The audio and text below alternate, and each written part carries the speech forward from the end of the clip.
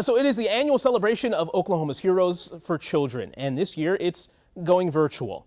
Now, here to talk about the 2020 Heroes Ball and the changes you'll see this year, the CEO of the Oklahoma Institute for Child Advocacy, Joe Dorman. Joe, thank you for joining us, and I love your mask, by the way. Well, we're trying to encourage people to wear a different kind of mask on Friday night at our event. Yeah, I see that. That will definitely get them encouraged there. So before we get to this year's special celebration, tell us more just about the Heroes Ball and what that's all about. The Heroes Ball was started, this is our fourth one. We started a few years ago to recognize the champions for children in Oklahoma. With this banquet, what we try to do is collect nominations for a People's Choice Award, which the voting is still going on at oica.org for the People's Choice Award. But then our board also wants to select some of those individuals who have risen above and beyond. And we have an individual, an organizational, and a lifetime achievement award. And then we honor two public servants who have continued their service after they served in office.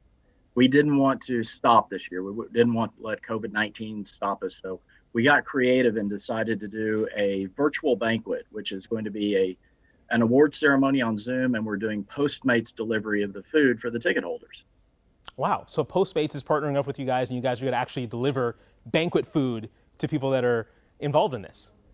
That's correct. Postmates has told us we are the first group in the nation to partner with them on something like this. So the event is going to be Friday night at 6 p.m.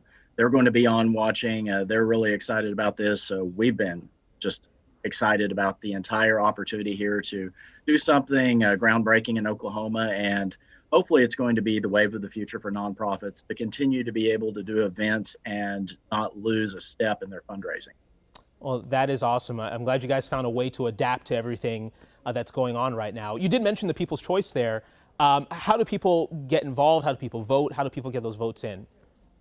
People made nominations earlier in the year for the People's Choice Award for an individual and organization, and our board took those nominations and whittled them down to 5 individuals and 5 organizations that stood above and beyond, and it was really tough to do.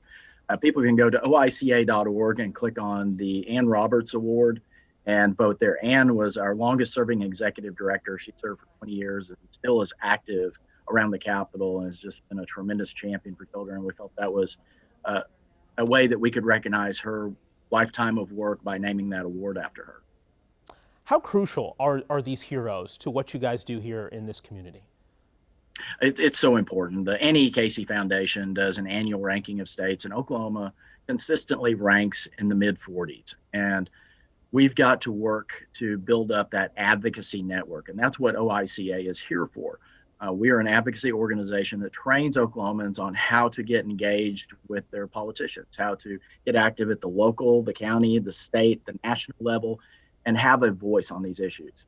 Go through, research the issues, use your expertise, and speak up for the kids, because the kids in Oklahoma especially need that. And during these uncertain times, with the questions about what's going to happen with going back to school, with what's right as far as healthcare for kids, we certainly need advocates out there speaking up for children. Yeah, I would agree, now more than ever. If people want to get tickets, if they want to get involved, if they want to attend this virtual ceremony, what do they have to do?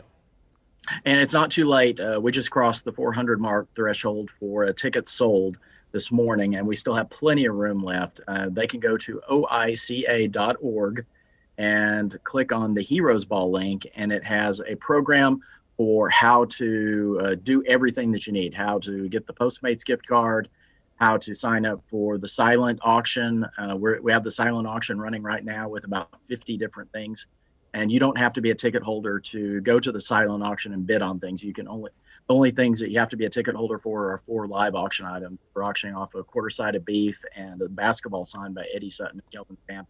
But we'd love to see people join us that night. All right, Joe Dorman, thank you so much for joining us. Can we get you to put on that mask one more time? Could we get you to Absolutely. throw that back on there? I don't like to give away my secret identity very often.